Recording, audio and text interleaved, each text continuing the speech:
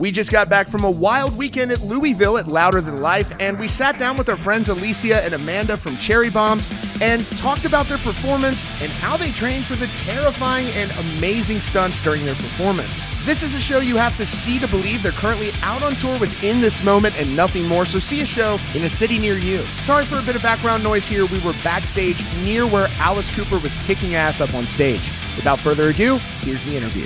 What's up? I'm here with Alicia and Amanda from the Cherry Bombs, fresh off of a killer set earlier today at Louder Than Life, and also with In This Moment yesterday. That was absolutely incredible, and these are huge shows. The tour you're on is massive right now. Tell me how that's been going. It's been really fun and adventurous and crazy and wild and everything that tour is and so much more. It just feels really good to get back out performing consistently. New city every night, new fans, new audiences. That has been an absolute blast. Yes. So we're all just kicking ass and digging in. So. Right. And so this tour, and even today specifically, the reception has been insane. The crowd was massive at your show today. Yeah, no, it was incredible. It was wild. Before we hit stage, I was like, oh God, it's going to be like 20 people. Right. What if they hate us?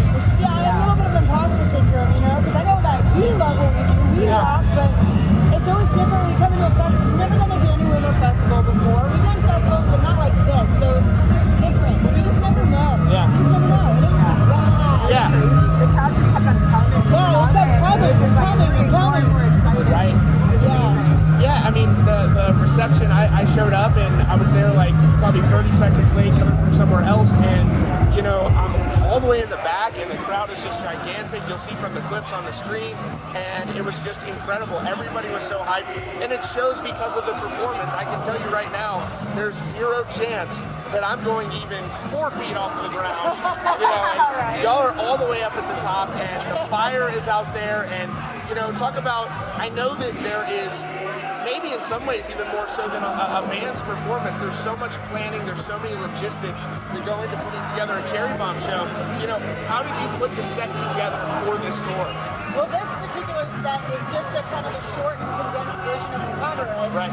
This one doesn't really have a storyline. We just kind of picked the best ones that we thought would be more appropriate for this tour, and that had a nice flow from one into the other, as far as like transitions goes, and dancers versus aerial versus fire, kind of the flow of the show kind of made sense for 30 minutes. And it just kind of a little mini version of a cabaret, really. Kind of everything that represents us. Yeah. It's like a nice little The sample one. The tour day. Yeah, and so is there, let me ask you this. You played yesterday and then you played today. Yeah. What goes into doing that? Is such a physical performance. You did 2 dates at this festival, so you come into DWP at these festivals, you come out swinging because you don't just do one, you do 2 in the same weekend. How do you manage that? That's got to be stressful. Yeah, Amanda, how do you manage it? How do we do it? I don't know. I question it every time. Right. To be honest with you. A lot of caffeine. I mean, at this point, we have a good flow and rhythm into each set. So even with this moment, we're as prepared as we can be. And if they change up the set on us last minute, we're like, all right, let's go. Yeah, you really can't be married to any kind of idea with a tour in general. And then, when it comes to performing 2 times and things are constantly changing, variables are always changing anyway, you just have to go with the flow. Just be willing to just roll with it and have patience. And you brought this whole thing to life and turned it into this incredible thing that it is now. And it's like, did you see it getting this far so far? Because it's really starting to take off. That crowd today really was so awesome to see. It made me so happy. And people were loving it. People were headbanging. They had their hands up. And really, the amazing thing about it is, you've got so many bands. You've got so many great bands here at this festival. But you will never see a band doing something like that during their set.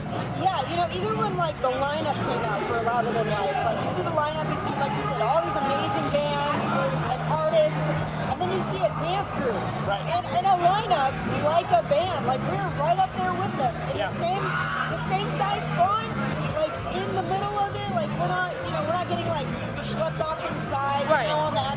We're treated as equals here, and the audience treated us as equals here. Right. And I think that was just, for me, so mind-blowing because it's so different. And I think I said that on the microphone today. I said, I know we're not a band, but I just want to say thank you so much for welcoming us. And they really did, man. It was just, I did not foresee that going that way. I'm still kind of speechless about it, honestly. Yeah. And y'all are taking so much risk during your live performance. For someone like me, I'm not a fan of heights. I'm not climbing up something like that. How do you get over that fear? It's enough to have nerves going into a live performance, but then going out on stage and then performing high risk, acrobatics and things like that. How do you overcome that? We have a very experienced, talented, technical aerialist. At this point, I would say you do aerial too. I do aerial as well. Not on festival stages like that, not yet at least, but she's very accustomed to it now. Right. She still gets a little bit nervous, I think, but for the most part, she knows how to regulate and right. do her thing up there. Sure. It's beautiful. Yeah, I think that it's just the amount of the heights that you guys were getting to up there, and really what kind of training goes into something like that to be able to do that. I just think that it's yeah. A lot of upper body work, a lot of she's learning how to break now herself and doing all of that too. It's just a lot of knowledge that goes on when she trains. She's got to at least have a half hour before warm up. She trains a lot. Wow. Yeah. So, yeah, that's I just couldn't believe that. The amount of talent that goes into that. And talk about some of the stuff that's going on with the fire, and how has that come together? With the fire, my whole team is trained in fire safety no matter what. So as soon as they join Cherry Bombs, that's non-negotiable. I start training them immediately, whether they perform fire or not. They all know what to do when something goes wrong. It's not really a matter of if; it's really a matter of when. And I want to make sure that everybody on my team knows exactly what to do, not just two people. Right. And so that's the first thing we start going through. I give them a lecture, I give them a written exam and a practical exam, where I set things on fire and I throw them and I see what they do. It's I feel like that coach from dodgeball, where it's you can dodge a wrench, you can dodge anything. And then I just see how they do, and then we keep running it and drilling it and practicing it every week in my driveway. My neighbors love me, and they're like, that's the Taylor house, the flamethrower and all the fire. So the neighbors see this and they're like, what the hell is going on down there at the Taylor residence? It's the Taylor house. It's either loud, it's got a lot of music coming out of it, or it's got a ton of fire coming out. Right. So we're that house in our neighborhood for sure. And you have to practice the stuff in the house too. So they're just like, what the heck? Yeah, sometimes, or they'll see, they'll see in our backyard our rig set up, our aerial rig, or they'll see us moving stuff out for, and they'll be like, oh, you guys going out? Right.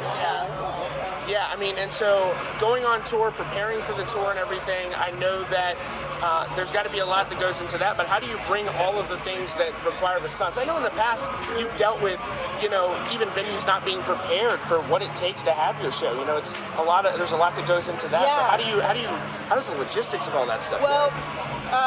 typically you would advance before you leave for tour, and so that you know exactly what you're walking into before you get there. Sometimes that doesn't always happen, so that can pose a little bit of a challenge. But what we do is we just let the venues know what we expect to make our show happen, and really it's up to them to say, okay, we can't make this, we can't accommodate this, can't do fire here, sorry. And sometimes that just happens, And so we have to be willing to be flexible and work with that, and have a B plan. If we can't do fire, if we can't do aerial, what do we do instead? Right. And so we've been able to navigate that pretty well because we're all so well rehearsed. Sure. And not to mention too, dude, I don't know if I told you this, but I have 5 different configurations of my team on this tour. Yeah. So, we have, most of my performers are performers on the Strip in Vegas. Right. And so they're only allowed to come out for a certain amount of weeks, a couple weeks at a time. Not for, this tour is 2 months. Yeah. Okay, it's 41 shows, 2 months, 8 weeks. And so we have 3 weeks where 2 girls are there, and then they leave, and then 2 more come in and take their spot or their track, if you will. And so right now, currently, we have our performers at home in our home studio rehearsing. They're watching videos of us. We're sending them our data out here so that they know what to look out for when they're ready to come back out. It's like a football team. Yeah. Yeah. They come out. It's like and a play stuff. roster, and I imagine also due to the risk and things of performance, hopefully people never get injured, but I'm sure it can happen. It absolutely can happen, but that's why we do what we can to reduce the risk as much as possible, and then just train and make sure we're on top of our shit. Right. They're all pros, man. They're pros. So yesterday, obviously, Corey's on tour, you're on tour at the same time. The entire Taylor family performed yesterday. The entire Taylor family's on tour. How does that go? How do you make time to be able to spend time together with Corey, when everything's going so crazy out here? It's gnarly, man, and it's so cool because Corey's out on his tour. The kids out within flames. Everyone's winning. We're out within this moment. Taylor family's winning right now. Everyone's kicking ass. It's very, very cool. So on days like yesterday when we could all be together, it's just a treat. It's just the best day in the world. We all support each other. We all watch each other. And it's just, there's nothing better. So we take those little moments that we can and just embrace them and hang on to them. Because we don't get a lot of time together when we're all doing this. I think the next time I see Corey is going to be our anniversary at Aftershock. And as soon as we get done performing, we're going to have to leave. So we're like, okay, happy anniversary. Bye, gotta go. And then the nature of being an entrepreneur and being an artist and just being out here on the road, it's crazy and it shows the dedication. But again, everyone is winning right now. Dead was incredible live yesterday. Oh my God, they were so good, and the crowd was massive for them. I love it. I love it so much. I love those guys. Yeah, they're just getting better and better and better too. Yeah, man. Yeah, they're proving it. They're walking the walk. And I love it because they're just winning hearts and minds every time they perform. Yep, and they're proving, they're proving that this is not like, this is not just some young band that's coming out here that isn't going to put full intensity into it. I told these guys, I said, if I was headbanging like you guys were on stage, I would have a concussion. They go 110% up there on stage, and so do y'all. That was one of the things that I noticed. It was just the skill that it takes to remember everything that you have to do. It's like there's so many cues, and when in a band, when you're performing, it's still obviously very difficult. It's an art form, but for what you all do, it is, how long does it take you? We talked about kind of the process of putting together, but what about the amount of time it takes to put together a set like this and then prepare for it? Well, we've been doing this show for a really long time, so all of us have this kind of ingrained in us. Right now it's muscle memory, so it's not unlike a band like playing a set of songs that they've known for a long time. So we can kind of like pick it up really fast, throw it together, it's in there, it's in our bodies, we're good. What will be interesting though is when we start working on the next show over the winter, that will probably take a few months. Right. Yeah. At least a few months as far as writing it, choreographing it, wardrobe, video, transitions, all those little tiny things that make up a show, especially a full 75-minute show. Right. That will take at least 3 months probably. Right. Yeah. So how did you get into basically the position of, how did y'all meet? Like how did you get into Cherry Bombs? So I got asked to assist one of the other dancers with the purple hair that performs tonight. Her name is Alicia. And she was asked to come in and do choreograph 3 numbers for your set. And she asked me to assist her on that. So Max and I kind of collaborated together to do some of these numbers, and we taught it to the Cherry Bombs. And we weren't we were just hired just to teach that, and that was it. It wasn't until probably a year later, post-COVID, that Alicia had reached out to me and asked me to be part of this music video. She's like, hey, you're so in Vegas, right? I'm like, yeah, also Max is here. So then she was like, I want to grab both you guys on this project. And then from there, the vibe just kind of was right, and we liked to go working together. So then from there, we just learned Macabre. We collaborated on a lot of ideas and stuff like that, and I've been with them ever since. Maybe like 19. Yeah, 19. Wow. 19, Yeah, I mean, the thing that is so cool about you is that, as long as I've known you, you've always believed in this vision, and it really made me so happy to see you guys winning today. It really was awesome to see that everybody was having a fucking blast. It was a massive crowd. I've got footage from that, and it's just, it's awesome. And I know you're just going to keep on growing this, and I know that you have ideas about how you can grow it, and And it's neat to see it takes guts not just to do something that people haven't done before, but do something that's different here.